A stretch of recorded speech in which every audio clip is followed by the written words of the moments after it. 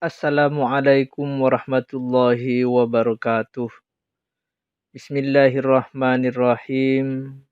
Alhamdulillahi rabbil alamin wa bihi nasta'inu ala umurid dunya waddin. Wassalatu wassalamu ala ashrafil anbiya'i wal mursalin. Sayyidina Muhammadin wa ala alihi wa sahbihi ajma'in amma ba'du. Anak-anakku semuanya, marilah pelajaran kita hari ini kita awali dengan pembacaan suratul Fatihah dengan harapan mudah-mudahan ilmu yang kita peroleh menjadi ilmu yang barokah dan bermanfaat. Ala hadhihi niyyah bi barakatil Fatihah. A'udzu billahi minasyaitonir rajim. Bismillahirrahmanirrahim. Alhamdulillahi rabbil alamin arrahmanir rahim maliki yaumiddin. Iyyaka na'budu wa iyyaka nasta'in ihdinas siratal mustaqim siratal ladzina an'amta 'alaihim ghairil maghdubi 'alaihim waladdallin. Amin. Pelajaran hari ini akan melanjutkan pembelajaran minggu kemarin tentang gerakan memakzulkan atau menurunkan Khalifah Utsman bin Affan. Jadi peristiwa fitnah dan tuduhan-tuduhan yang dipelopori oleh Abdullah bin Saba adalah merupakan gerakan yang bertujuan untuk memakzulkan atau menurunkan Khalifah Utsman bin Affan sebagai khalifah atau pemimpin. Fitnah dan tuduhan-tuduhan negatif terhadap Khalifah Utsman bin Affan itu berkembang di daerah Mesir, Kufah, dan Basrah. Hal ini bisa terjadi karena Abdullah bin Saba di masa kekhalifahan Utsman bin Affan selalu berpindah tempat dari 3 kota tersebut. Jadi Abdullah bin Saba ini kadang-kadang tinggal di kota Mesir, kadang-kadang tinggal di Kufah, dan kadang-kadang tinggal di Basrah. Sehingga upaya-upaya memfitnah Khalifah Utsman bin Affan itu dilakukan secara langsung oleh Abdullah bin Saba. Puncak dari upaya pemberontakan kepada Khalifah Utsman bin Affan yang dibidani oleh Abdullah bin Saba terjadi pada bulan Syawal tahun 35 Hijriah. Pada waktu itu Abdullah bin Saba menyerukan para pemberontak di Mesir, Kufah, dan Basrah untuk datang ke Madinah mengepung Khalifah Utsman bin Affan. Kelompok pasukan pemberontak dari Madinah dipimpin oleh Al-Ghafiqi bin Harb Al-Akki, sedangkan kelompok pasukan pemberontak dari Kufah dipimpin oleh Amr bin Asham, dan pasukan pemberontak dari Basrah dipimpin oleh Harkus bin Zuhair al-Sa'adi.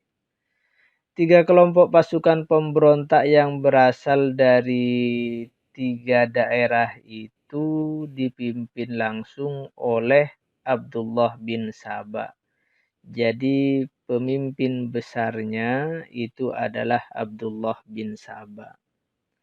3 kelompok pasukan pemberontak ini bergerak dengan waktu yang berbarengan dan terorganisir dengan baik menuju kota Madinah. Rombongan pasukan pemberontak yang tiba pertama kali di Madinah adalah rombongan dari Mesir yang kemudian langsung menemui Khalifah Utsman bin Affan dan meminta penjelasan tentang Al-Hima, tentang wilayah terlindung.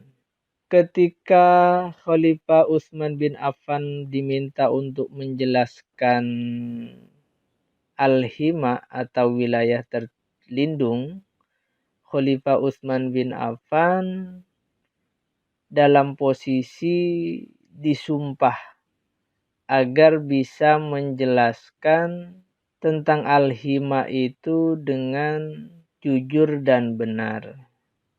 Dan Khalifah Utsman bin Affan memberikan penjelasan bahwa Al-Hima atau wilayah terlindung pada masa kekhalifahan beliau adalah diperuntukkan mengembalakan unta hasil zakat dan sedekah.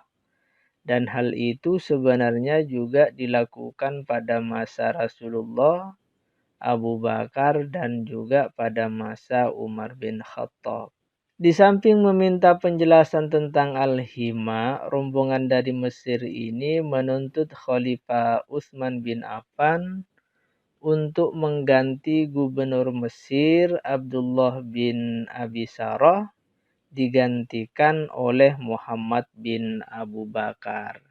Setelah mendapatkan penjelasan langsung dari Khalifah Utsman bin Affan, rombongan dari Mesir ini langsung pulang kembali ke Mesir. Akan tetapi di tengah perjalanan pulang, pasukan pemberontak dari Mesir ini menangkap budak Utsman bin Affan yang bernama Abu A'war As-Sulami.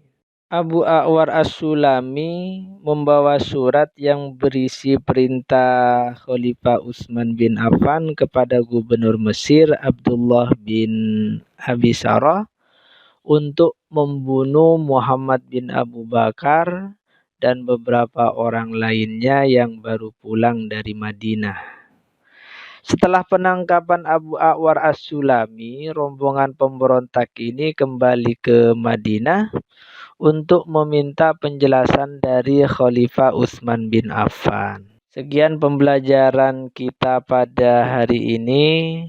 Marilah kita tutup dengan pembacaan suratul Fatihah. Mudah-mudahan kita semua selalu dijaga dan diberi kesehatan oleh Allah Subhanahu wa Ta'ala. Dan keluarga kita, kedua orang tua kita, saudara-saudara kita diselamatkan oleh Allah dari pandemi virus COVID-19. Dan mudah-mudahan kalian semua dimudahkan oleh Allah dalam meraih cita-cita kalian.